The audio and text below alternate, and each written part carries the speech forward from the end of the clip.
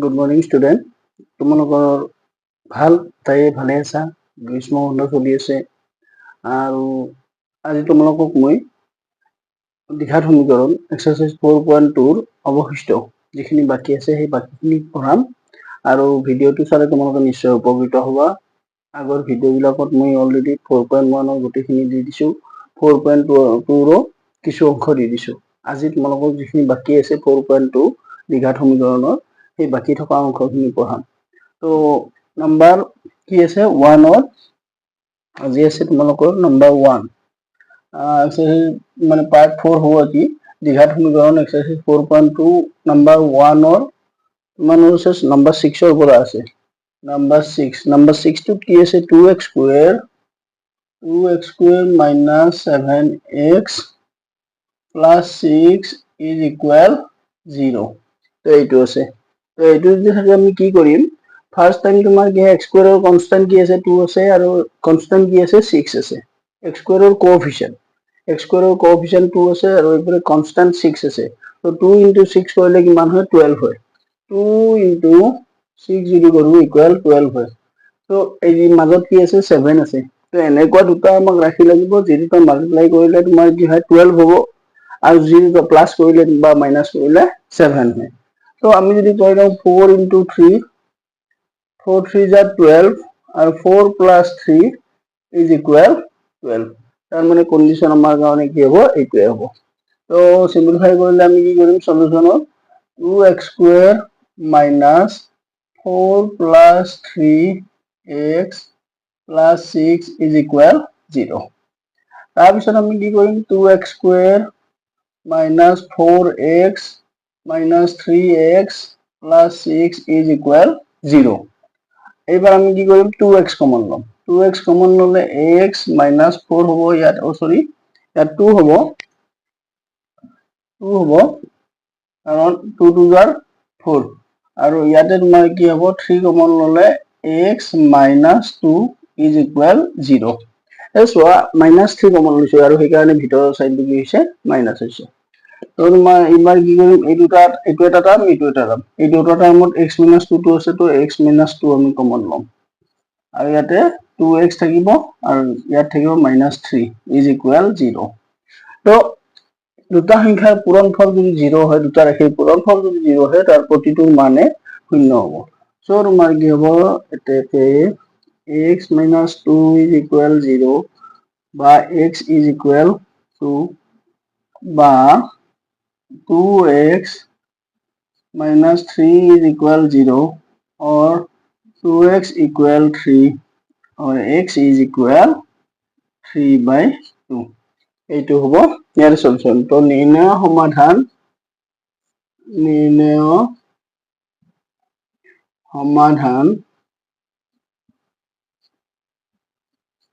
হ'ব মানে নিৰ্ণয় মূল দুটা হ'ব 2 3/2। এইবিলাক লিখি দিব লাগে। বেছি নম্বৰ পালে সবখিনি বস্তু চাই টিচাৰে। সো এইটো হল এবাৰ নাম্বাৰ কি কৰিম আমি 7 টো। নাম্বার 7 ত কি আছে x square minus 10x number 7 x square minus 10x minus 96 is equal 0 আছে। তো ইয়াতে চোৱা x স্কয়াৰৰ কোএফিচিয়েন্ট 1 আছে কনস্ট্যান্ট 96 আছে। তো এই দুটা মাল্টিপ্লাই কৰিলে হ'ব তোমাৰ 96। তো নাম্বাৰ 10 ক এনেকুৱা দুটা নাম্বাৰত ডিভাইড কৰিব লাগিব যি দুটা প্লাস মাইনাস কৰিলে 10 হ'ব আৰু মাল্টিপ্লাই কৰিলে 96 হ'ব। তো 96 টো যদি আমি ডিভাইড কৰি লিখো এনেকৈ 96 2 ৰে 4 8 আকৌ এইটো 2 ৰে দিয়া 24 2 ৰে 12 2 ৰে 6 2 ৰে 3। চোৱা 2 2 jar 4 4 2 jar 8 8 2 jar 16 আৰু এইপিনে 2 3 jar 6। তো 16 আৰু যদি 6 কৰো হল সবিন তোমাৰ কি হ'ব 16 * 6 is equal 96 আৰু 16 minus 6 is equal 10। তো আমাৰ কি হ'ব এইটো ডিভাইড কৰি লিখিলে হ'ব x square minus 16 minus 6x minus 96 is equal 0 হল और এটো কি হ'ব x square minus 16x plus হ'ব আগত মাইনাস সাইন আছে ব্রেকেট উঠি গলে প্লাস হৈ যাব 6x minus 96 is equal 0 और x कॉमन ললে কি হ'ব x कॉमन ললে ax minus 16 হ'ব আৰু প্লাস 6 कॉमन ললে ax minus 16 হ'ব is equal 0 তো এই দুটা ৰাখিৰ পৰা আমি কি লম আমি ax minus 16 कॉमन লম তো ax minus 16 আৰু এটো লম ax plus 6 is equal 0 এতিয়া বা এটাকে যি দিয়া ax minus 16 is equal 0 so x equal 16 বা x plus 6 is equal 0 so x is equal minus 6 so নির্ণয় সমাধান বা নির্ণয় মূল দুটা হ'ব নির্ণয় মূল দুটা হ'ব 16 আৰু minus 6 এইটো হ'ব ইয়াৰে সলিউশন বা সমাধান তো আহি থাকে পৰীক্ষাত একেবাৰে ইজি ভিডিওটো চালে নিশ্চয় উপকৃত হ'ব তোমালোকে এবাৰ নাম্বাৰ 8 টো চোৱা তো নাম্বাৰ 8 টো কি আছে তোমাৰ নাম্বার 8 এইটোত কি আছে root 3 x square plus 10x plus 7 root 3 is equal 0 তো এইটো আছে তো এইটোৰ ক্ষেত্ৰত তোমাৰ কি হয় x square ৰ কোএফিচিয়েন্ট কি আছে প্ৰথমতে root 3 আছে আৰু কনস্ট্যান্ট আছে 7 root 3 তো তোমাৰ কি হ'ব root 3 into 7 root 3 multiply কৰিলে কি হ'ব তোমাৰ 7 into root 3 into root 3 তো root 3 into root 3 মানে হ'ব 3 হ'ব হয়নে root 3 into root 3 is equal 3 তো 7 into 3 is equal 21 তাৰ মানে root 3 into 7 root 3 is equal আমি 21 পাইছো এটা মিডল টার্মটো কি আছে 10x আছে 10 আছে যেটো কোএফিচিয়েন্ট আছে x ৰ হেতু আছে 10 যদি 10 আছে 10 টোক আমি ডিভাইড কৰিব লাগিব তো 10 টোক দুটা সংখ্যাত ভাঙিব লাগিব যেটো প্লাস মাইনাস কৰিলে তোমাৰ কি হ'ব 10 মানে 10 ওলাব আৰু মাল্টিপ্লাই কৰিলে তোমাৰ কি হ'ব 21 তো 7 3 জাৰে তোমাৰ কি হ'ব 21 আৰু 7 plus 3 is equal 10 তো তোমাৰ কি কৰিম আমি root 3 x square plus 7 plus 3x plus 7 root 3 is equal 0 এটো ওলাই আছে তো 7 plus 3 equal 10 7 to 3 is 21 যেটা এইটো আৰু এইটো মাল্টিপ্লাই কৰোতেও হৈছে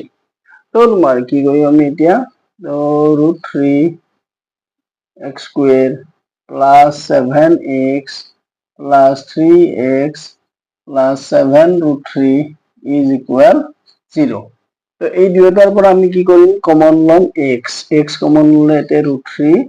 আৰু x টো থাকিব আৰু 7 টো থাকিব ইয়াতে আৰু ইয়াত তোমাৰ কি হ'ব যেহেতু 3 টোক আমি কি কৰিব পাৰো root 3 into root 3 ডিভাইড কৰিব পাৰো সো তোমাৰ কি হ'ব এতে root 3 আমি কমন লওঁ root 3 কমন ললে তোমাৰ কি হ'ব ইয়াত root 3 x আৰু 7 থাকিব is equal 0 মই ইয়াত এটা বস্তু দেখুৱাই দিয়া নাই যে 3 টোক আমি 3 equal root 3 into root 3 ইয়াত দেখুৱা আছে সেইকাৰণে ইয়াত পুট ডিৰাইভ কৰি মই দিয়া নাই দেখুৱাই দিয়া নাই ডাইৰেক্ট কৰি দিছো সো তোমাৰ কি হ'ব এবাৰ root 3x plus 7 তো root 3x plus 7 আমি root 3x plus 7 কমন লম আৰু এইটোৰ পৰা তোমাৰ কি হ'ব ax plus root 3 যদি এইটো কমন লোৱাৰ পিছত ইয়াতে কি থাকিব x থাকিব আৰু ইয়াতে root 3 থাকিব এইখিনি হ'ল is equal 0 এইখিনি হ'ল এটা চোৱা এতিয়া root 3x plus 7 is equal 0 or root 3x equal minus 7 or x is equal minus 7 by root 3 বা x plus root 3 is equal 0 or x is equal minus root 3. তো নির্ণয় মূল দুটা বা নির্ণয় সমাধান কি হব? নির্ণয় সমাধান is equal minus 7 root 3 আৰু minus root 3 হল এইটো হব ইয়াৰে সমাধান নেক্সট নাম্বাৰ 9 টো কি আছে চোৱা নাম্বাৰ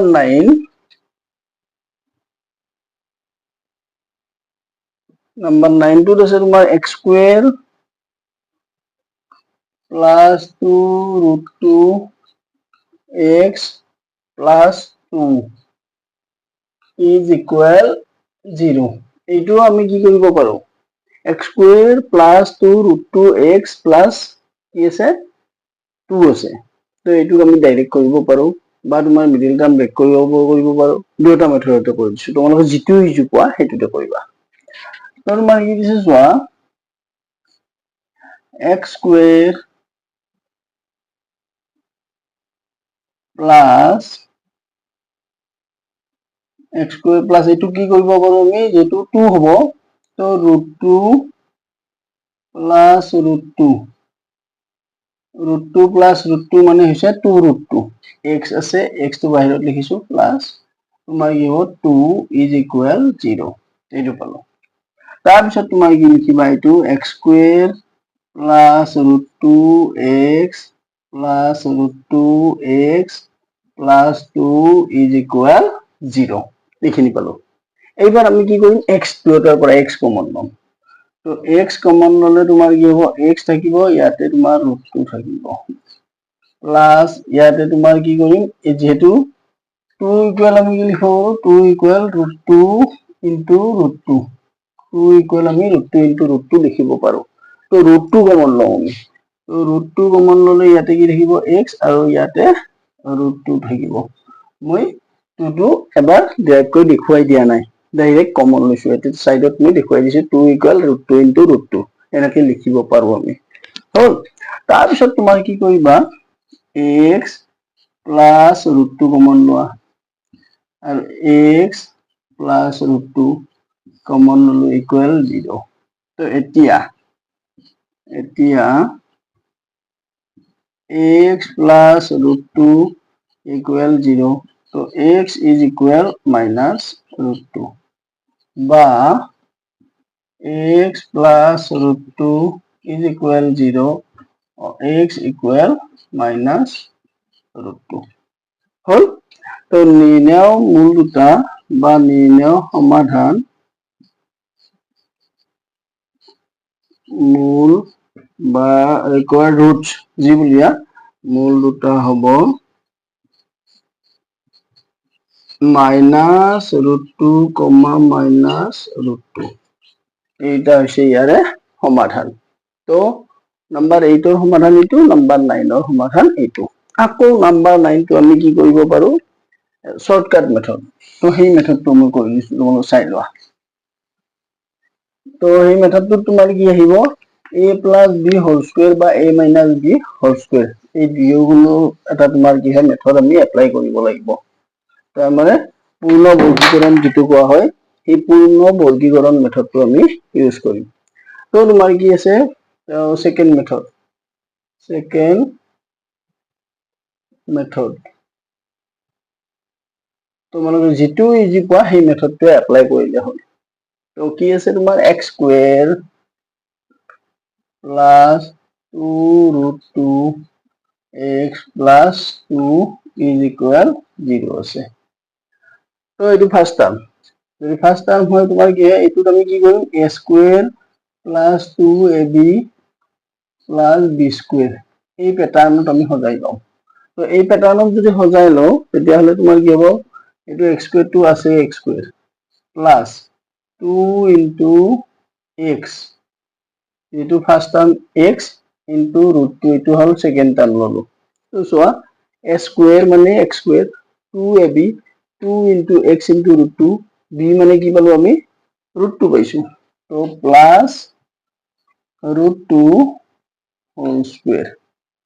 तो root equal 0 so a square plus 2ab plus b square ultimately x square plus 2 into x into √2 plus √2 whole square तो ইয়াত তোমাক ইয়া কো চেঞ্জ হোৱা নাই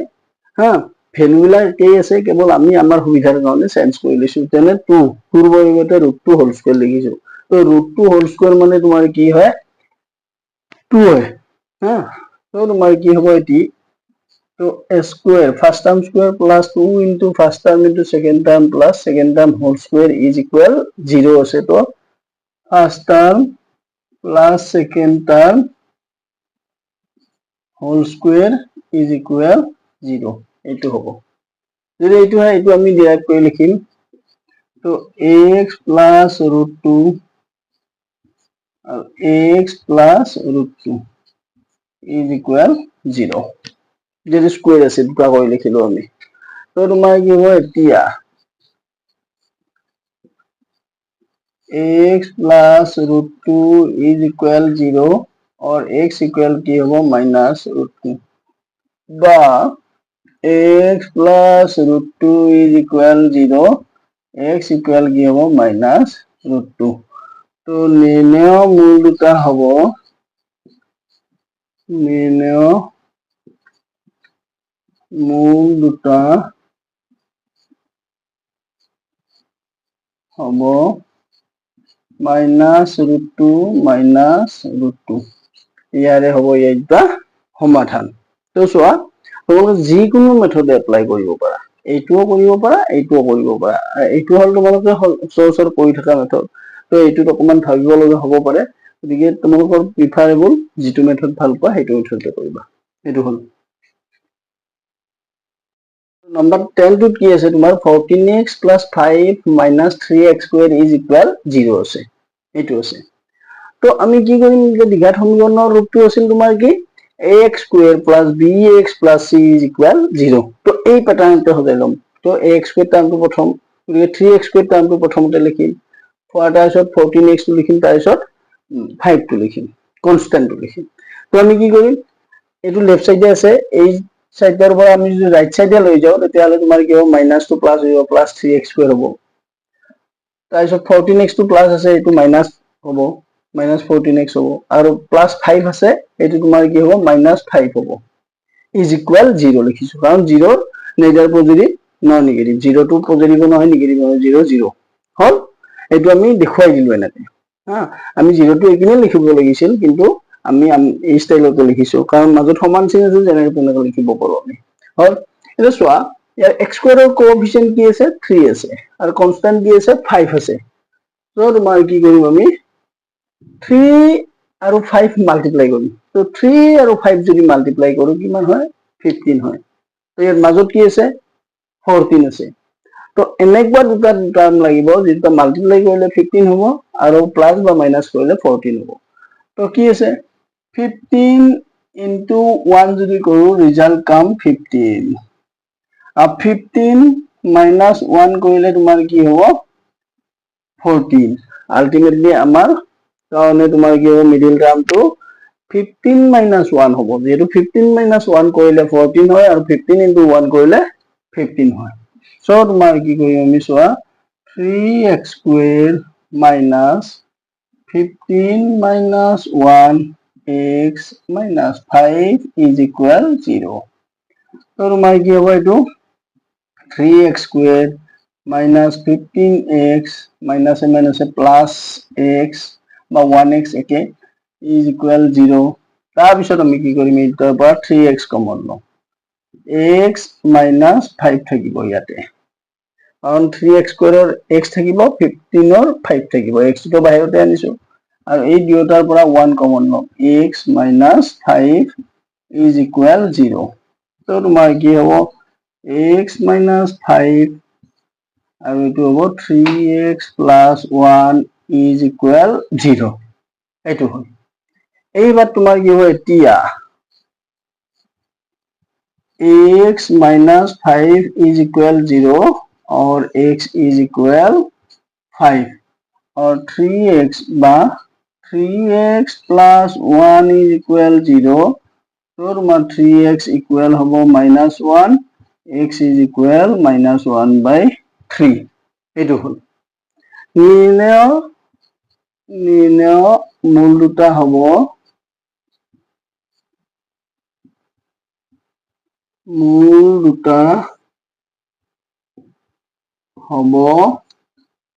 is equal তোমাৰ কি হ'ব 5 আৰু minus 1 by 3. এই দুটা হ'ব ইয়াৰে মূল। তো ভিডিওটো তোমালোকে চাবা, চালে নিশ্চয় উপকৃত হ'বা। আজিলৈ ইমানতে এৰিলো। নেক্সট পৰৱৰ্তী ক্লাছত মই যিখিনি ষ্টৰি চাম আছে ৱৰ্ড প্ৰব্লেম সেইখিনি সমাধান কৰিম। Thank U.